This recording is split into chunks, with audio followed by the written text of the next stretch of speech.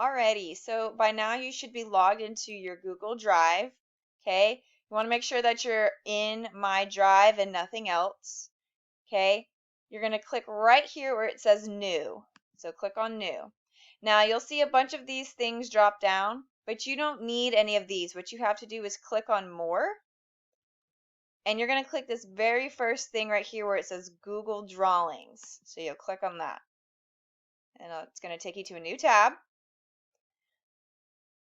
And it'll look like this with a bunch of checkerboard. What you need to do is right click it, and you're going to go down here where it says background.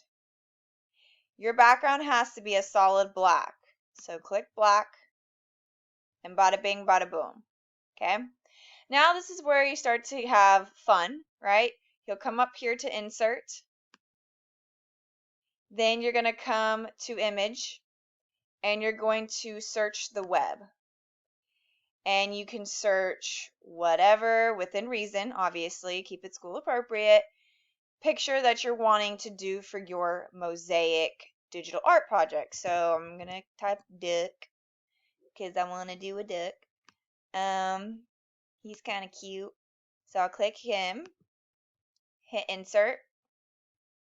Now, if you click a picture you don't like, obviously, you just click on the picture and then hit delete and then find a new one. You don't really have to fall in love with any pictures today if you just kind of want to experiment, play around with the program, see what different pictures you can find. That is totally fine with me. But just know that tomorrow when we are in the computer lab that you need to already have your photo and you need to get started. So what you'll do is you'll come up here to insert. You'll go down to line. Now you're going to come down here where it says polyline. You click on that.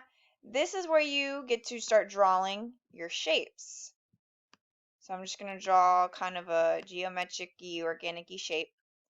Once you've gone back to the first part where you started, it should fill. And then you'll come up here. You can fill it with whatever color that's close to your object, or maybe you want to change it from what the object is. That's fine. You are welcome to keep the outline of your shape if you so choose, but you can also get rid of it and do transparent.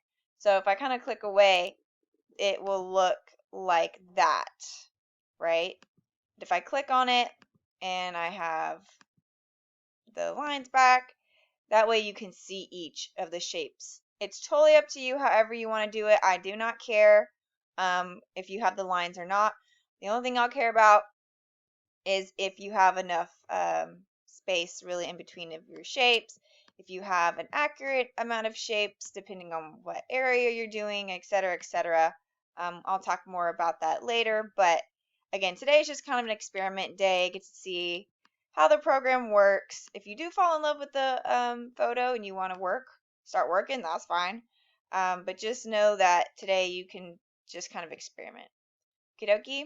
So once you have finish experimenting or it's in the class, regardless of whether you want to save it and work on it, or if you're just like, this was just a practice, just know that you need to title it with your first initial and your last name and then your class period. So we'll do like second period. Okay. So make sure that you save it like that for whenever you start your final. Don't just leave it the untitled drawing. Okay? Alrighty, so have fun. If you have any questions, I'm going to walk around, help y'all out, but today is an experiment day.